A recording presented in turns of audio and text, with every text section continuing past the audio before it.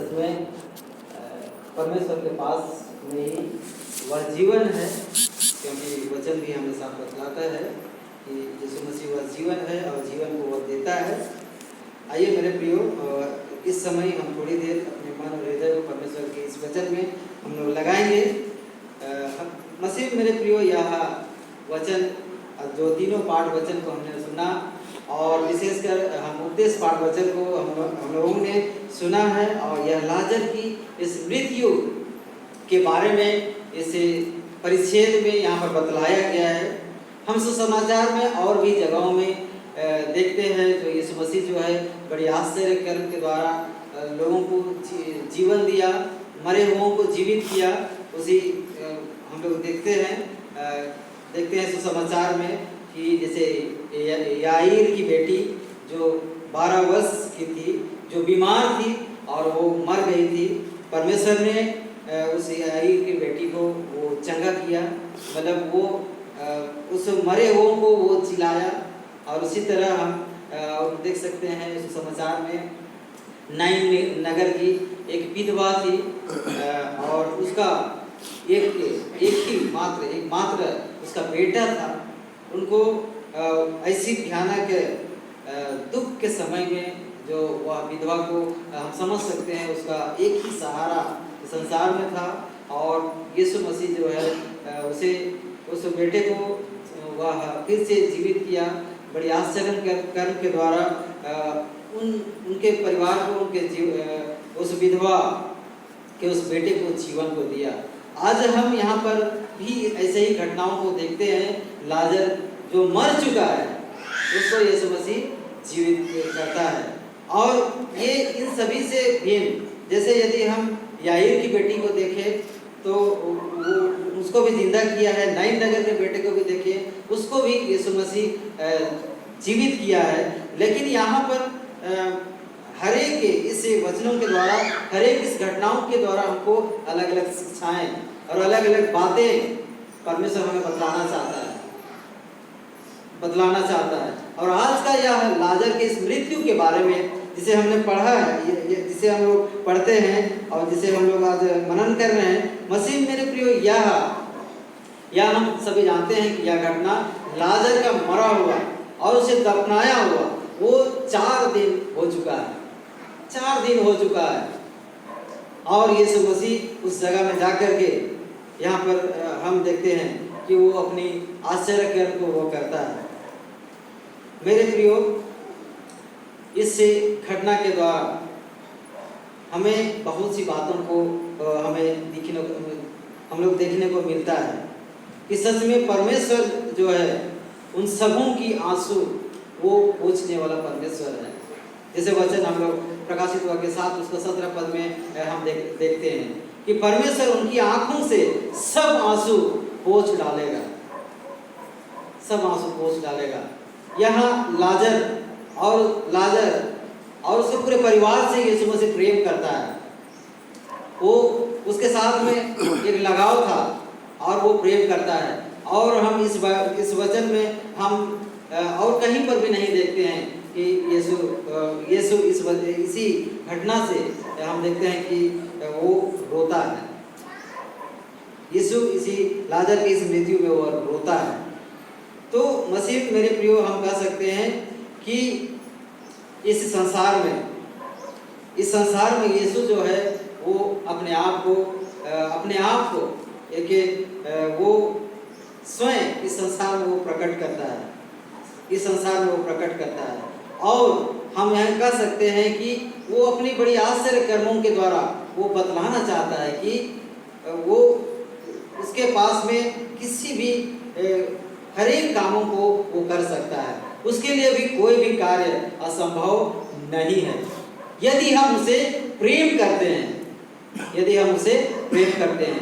यदि हम हमारा परमेश्वर के साथ अच्छा संबंध यदि अच्छा है, तो सच में आज जिस तरह से लाजर के उसके भाई बहनों के साथ में और उसके परिवार का वो सबका आंसू पोंछ डाला, उसी तरह मेरे प्रियो आज परमेश्वर हमें बतलाना चाहता है कि परमेश्वर जो है आपका और मेरा सबका आंसू वो पोंछने के लिए वो वचनबद्ध है।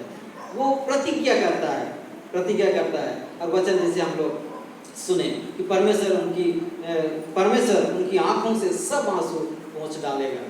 मतलब सभी दुखों को वो हमसे हटा देना चाहता है, सभी तकलीफों को, सभी समस्याओं को, हर एक अशांति मनों को वो हमें शांति देना चाहता है। बस हमें ये कार्य करना है कि हमारा संबंध, हमारा रिश्ता उस महान परमेश्वर में अच्छा हो। हमारा संबंध उस यीशु मसीह में हमेशा वो अच्छा हो, हमेशा वो बना रहे। जिस तरह से यूहन्ना 15 अध्याय में भी हम वहाँ वचन में हम यहाँ पर देखते हैं, यूहन्ना 15 अध्याय में वहाँ कहता है कि यदि कोई मुझ में बना ना रहे तो वह डाली यहाँ पर हम देख सकते हैं कि तुम मुझ में बने रहो और मैं तुम में। जैसे डाली यदि दाखलता में बनी ना रहे तो अपने आप से नहीं फल सकती, वैसे ही तुम भी यदि मुझ में बने ना रहो तो नहीं फल सकते। और आगे वचन ये भी कहता है कि क्योंकि 5वें के लास्ट लाइन में हम देखेंगे, वहाँ कहता है क्योंकि मुझसे अलग होकर तुम कुछ भी नहीं कर सकते हो। वचन साफ हमें कहता है कि मुझसे अलग रह करके तुम कुछ भी नहीं कर सकते हो, कुछ भी नहीं। और इसीलिए मेरे प्रियो आज का यह वचन और आज का यह तीनों पाठ वचन हमें एक चीज जो सिखाती है वो है कि हमारा संबंध परमेश्वर में मजबूत हो, हमारा संबंध, हमारा रिश्ता परमेश्वर में मजबूत हो। और इसीलिए और यह वचन और इस बातों को हम यहाँ पर देखने पाते हैं। और हमें लगता है जब हम संसार में रहते हैं, हमें लगता है कि हम अपने आप में जब हम सोचते हैं कि हम जब धर्म के मार्गों पर हम चलते हैं, जब हम ईश्वर से प्रेम करते हैं, सभी कलीसिया की सभी कामों में हम अपना हाथ बटाते हैं, लेकिन हम कभी सोचते हैं कि जीवन में दुख, परेशानी, विषम परिस्थिति और कठोर परीक्षा की घड़ी हमारे जीवन में क्यों आती है। ऐसा सवाल शायद सबके मन में आती है। हम कह सकते हैं, हम देख सकते हैं कि किसी के जीवन में बीमारी है, तो किसी के जीवन में आर्थिक समस्या है, तो किसी के जीवन में प्रत्यक्ष और अप्रत्यक्ष रूप से शैतान की ओर से हर एक वो तकलीफें हमारे जीवन में आती है। जब हम हर संडे चर्च जाते हैं, जब हम हर एक समाज में अटेंड करते हैं, हम हर एक दिन प्रार्थना करते हैं, फिर भी हम हमारे जीवन में यह दुख और यह तकलीफ हमारे जीवन में क्यों आती है, ऐसा सवाल शायद आप सभी ने भी किया होगा। मेरे प्रियो, हम ऐसे समय में हम कह सकते हैं, ऐसे समय में हम अपने आप को, हम अपने जीवन में, अपने मन में हम सवाल खड़ा करते हैं कि हमारे जीवन में इतना कष्ट और समस्याएं क्यों आती है। लेकिन मेरे प्रिय वचन आज हमें बतलाती है, जैसे वचन कहता है कि सभी बातें मिलकर भलाई को ही उत्पन्न करती है। रोमियो 8:28 में वो वचन कहता है कि सभी बातें मिलकर के भलाई को ही उत्पन्न करती है। परीक्षा की यह घड़ी जो हमारे जीवन में आती है, मेरे प्रियो, हमारे लिए वो भलाई को ही उत्पन्न करती है। समस्याएं की समस्याएं जो हमारे जीवन में आती है, अशांति, हमारे पारिवारिक में अनेक प्रकार की जो समस्याएं हमारे जीवन में आती है, मेरे प्रिय, परमेश्वर उस समस्याओं में से हमें एक और खड़ा करना चाहता है, हमें मजबूत बनाना चाहता है। और इसीलिए हमारे लिए हर एक बातों में हमें भलाई को ही वो उत्पन्न करती है, भलाई को ही उत्पन्न करती है। और जैसे हम लोग दूसरा थिस्सलुनी, जैसे हम लोग पाठ वचन में हमने सुना कि वहाँ कहता है कि तुम ही भाइयों भलाई करने में साहस ना छोड़ो। हे भाइयों, तुम भलाई करने में साहस ना छोड़ो। सच में मेरे प्रियो, विषम परिस्थितियाँ हमारे जीवन में इसलिए आती है कि इसके माध्यम में, इसके द्वारा हम परमेश्वर के अद्भुत कार्य को अपने जीवन में हम देख सके। विषम परिस्थिति हमारे जीवन में इसलिए आती है कि हम अपने जीवन में, हम अपनी आँखों से हम परमेश्वर के उस अद्भुत कार्य को हम अपने जीवन में अपनी आँखों से हम देख सकें। जिस तरह से यहाँ लाजर के परिवार में परमेश्वर ने किया और यहाँ वचन हमें साफ यहाँ पर बतलाती है चौथा अध्याय में यहाँ कहता है कि यह सुनकर यीशु ने कहा, यह बीमारी मृत्यु की नहीं परंतु परमेश्वर की महिमा के लिए है, कि उसके द्वारा परमेश्वर के पुत्र की महिमा हो। मेरे प्रियो, आज हमें हताश और निराश होने की आवश्यकता नहीं है। आज हमें हताश और निराश होने की आवश्यकता नहीं है, क्योंकि हम सभी जानते हैं कि परमेश्वर जो है इन सभी परीक्षाओं को जब हमें देता है, जिस तरह से लाजर के परिवार में दिया, मैं सभी परीक्षाओं को देता है, संकट समस्याओं को, वो आर्थिक समस्याओं को जब देता है, मेरे प्रियो, हम जानते हैं कि वो हमें उन्नति और वो अपना अद्भुत कार्य हमारे जीवन में वो दिखाना चाहता है, वो प्रकट करना चाहता है। और इसीलिए हमें यह सभी परीक्षाएं हमारे जीवन में आती है, और इसलिए भी हमारे जीवन में परीक्षा करती है, क्योंकि हम सभी जानते हैं कि परमेश्वर जो है हमारे लिए, हम सब के लिए एक स्वर्ग, जो सबके लिए एक सुंदर जगह हमारे लिए बनाया गया है, वह स्वर्गधाम को वो देना चाहता है। स्वर्गधाम जो हमारे सब के लिए वो रखा है, एक निश्चित किया है। मेरे प्रिय, उस स्वर्गधाम में हमें प्रवेश कराने के लिए हमारे जीवन में इन सभी परीक्षाओं को, इन सभी समस्याओं को वो लाता है, हमारी टेस्ट करता है। जिस तरह से हम सभी जानते हैं कि जैसे एक विद्यार्थी, एक स्टूडेंट, वो साल भर वो पढ़ाई करता है, उसके बाद में उन्हें परीक्षा देना पड़ता है, और उन्हीं परीक्षाओं के बदौलत वो उन्हें तय किया जाता है कि उन्हें अगला क्लास वो दिया जाए या नहीं दिया जाए, वो तय किया जाता है उसी परीक्षाओं के द्वारा। और जो विद्यार्थी, जो बच्चे यदि क्लास ही नहीं किए हो तो वो परीक्षा क्यों दें? और इसीलिए जो विद्यार्थी जो क्लास करता है साल भर, वही आगे क्लास जाने के लिए वो परीक्षा देता है और वो आगे क्लास जाता है।